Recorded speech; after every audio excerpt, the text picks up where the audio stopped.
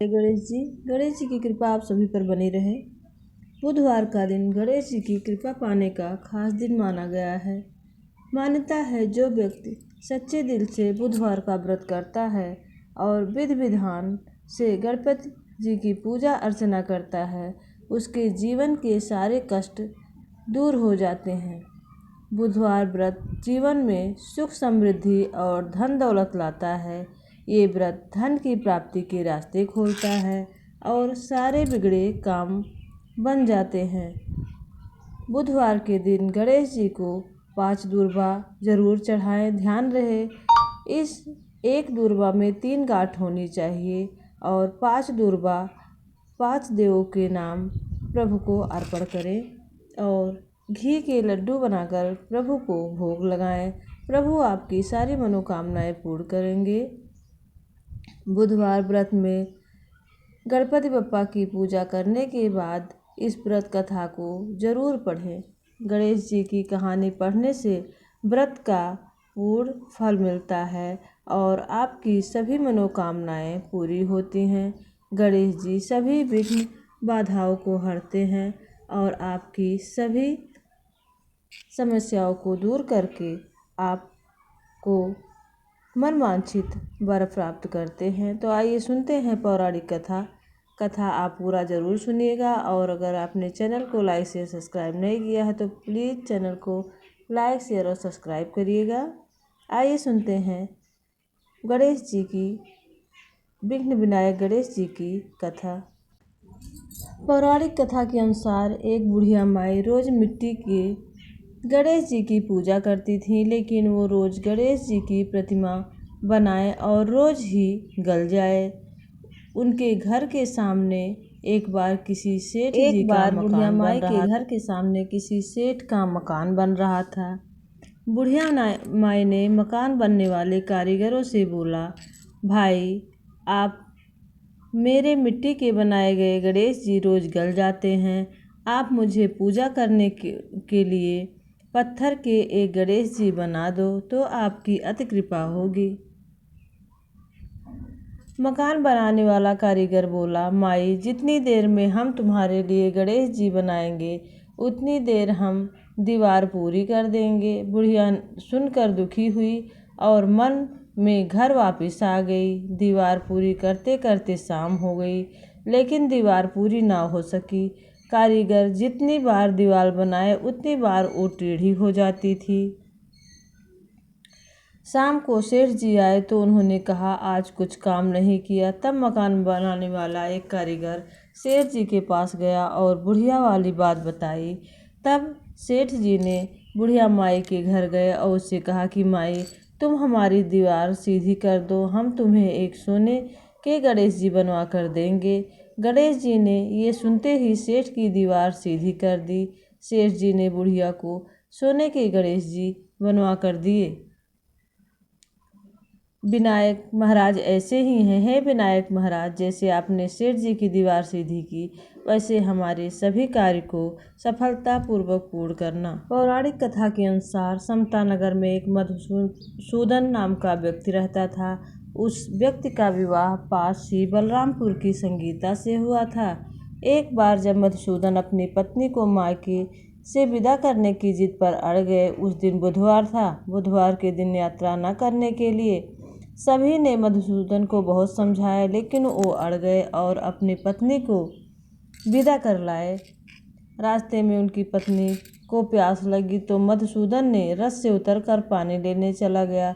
जब वह लौटा तो देखा कि उसकी हमशक्ल एक व्यक्ति उसकी पत्नी के साथ बैठा हुआ था। उसके हमशक्ल ने पूछा कि वो कौन है। इस पर उसने कहा कि वो मधुसूदन है और संगीता उसकी पत्नी है। दोनों के बीच झगड़ा होने लगा।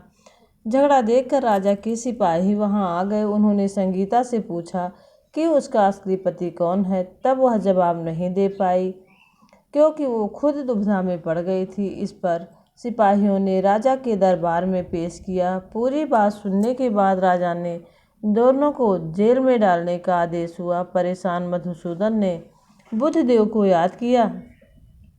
तभी बुधदेव यानी गणेश जी को याद किया। तभी आकाशवाणी हुई कि मधुसूदन, तुमने अपने ससुर और परिवार की बात नहीं मानी। बुधवार को यात्रा की। यह सब भगवान बुद्धदेव के नाराज होने से हो रहा है। भगवान बुद्धदेव की बातों को सुनकर मधुसूदन को अपनी गलती का एहसास हुआ। उसने बुद्ध भगवान से माफ़ी मांगी और अपनी बुधवार को यात्रा नहीं करने का प्रण लिया। प्रभु, जैसे आपने मधुसूदन को रास्ता दिखाया वैसे सबको दिखाना।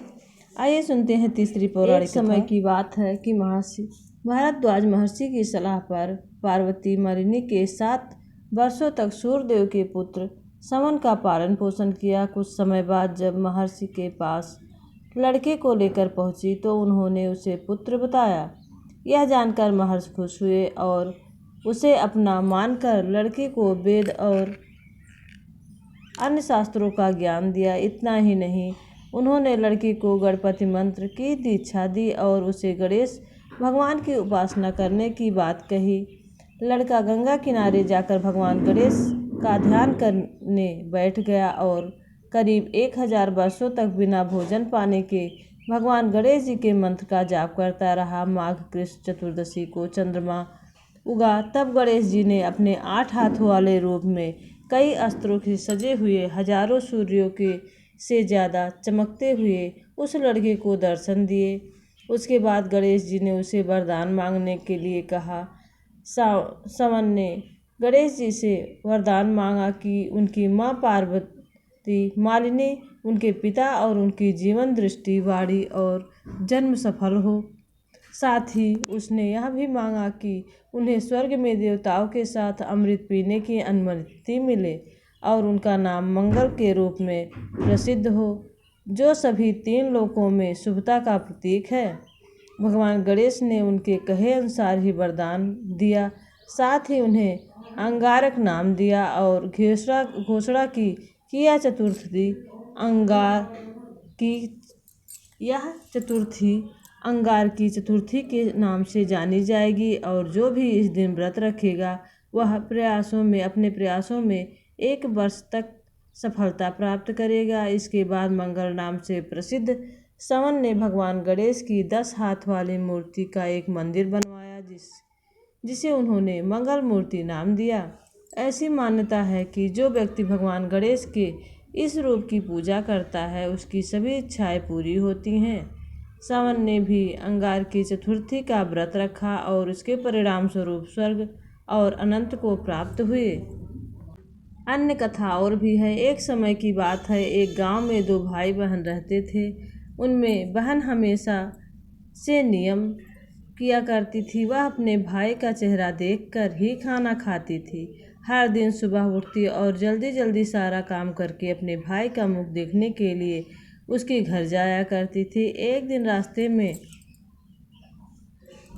में एक पीपल के नीचे गणेश जी की मूर्ति रखी हुई थी। उसने भगवान से हाथ जोड़कर कहा कि मेरे जैसा अच्छा सुहाग और मेरे जैसा अच्छा पीहर सबको दीजिए। यह कहकर वह आगे बढ़ गई। जंगल की झाड़ियों में कांटे उसको पैरों में चुभते रहे। एक दिन वह अपने भाई के घर पहुंची और भाई का मुंह देखकर बैठ गई तो उसकी भाभी ने पूछा कि पैरों में क्या हो गया। यह सुनकर उसने भाभी को जवाब दिया कि रास्ते में जंगल की झाड़ियों में गिरे हुए कांटे पाँव में चुभ गए। जब वह वापस आने लगी तब भाभी ने अपने पति से कहा कि उसे रास्ते को साफ करवा दीजिए, अपनी बहन के पाँव में बहुत सारे कांटे चुभ गए हैं।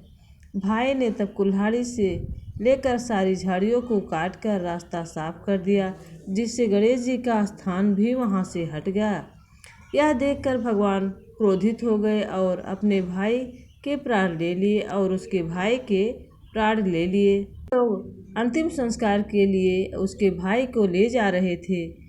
तब उनकी भाभी रोते हुए लोगों से कहने लगी कि थोड़ी देर रुक जाओ, उसकी बहन आने वाली है। वह अपने भाई का मुख देखे बिना नहीं रह सकती, उसका यह नियम है। तब लोगों ने कहा कि आज तो देख लेगी, कल कैसे देखी। हर दिन की बहन को अपने भाई के मुख देखने की आदत थी। जंगल के लिए निकली। तब वह जंगल में उसने देखा कि सारा रास्ता साफ हुआ है। जब वह आगे बढ़ी तो उसने देखा कि भगवान गणेश जी भी वहां से हटा दिए। भाई के पास जाने से पहले गणेश जी को एक अच्छे स्थान पर रखकर उन्हें फिर से एक स्थान दिया और हाथ जोड़कर बोली, हे भगवान, जैसा अच्छा सुहाग और मेरे जैसा अच्छा पीहर सबको देना। यह बोलकर आगे निकल गई। तब भगवान गणेश जी ने आवाज़ लगाई और कहा, इस खिचड़ी की 7 पत्तियां लेकर जा और उसे कच्चे दूध घोलकर भाई के ऊपर छींटे मार देना, वह फिर से जीवित हो जाएगा। यह सुनकर जब बहन पीछे मुड़ी तो वहाँ कोई नहीं था। फिर उसने सोचा, ठीक है, जैसा सुना है वैसा करती हूँ। वह 7 खिचड़ी की पत्तियां लेकर अपने भाई के घर पहुँची। वहाँ उसने देखा कई लोग बैठे हुए हैं, भाभी रो रही है और भाई की लाश उन पत्तियों को बताए हुए नियम के जैसे अपने भाई के ऊपर इस्तेमाल किया। उसका भाई फिर से जीवित हो गया और गणेश जी की कृपा उस पर रही। हे प्रभु, जैसे आपने उस बहन के भाई पर कृपा की, वैसे सभी भक्तों पर अपनी कृपा बरसाए रखना। आपको यह पौराणिक कथा अगर अच्छी लगी हो तो प्लीज़ चैनल को लाइक शेयर सब्सक्राइब जरूर कीजिएगा। प्रभु गणेश जी की कृपा आप सब पर बनी रहे। जय जय गणेश जी। हर हर महादेव शिव शंभु। जय जय गणेश जी।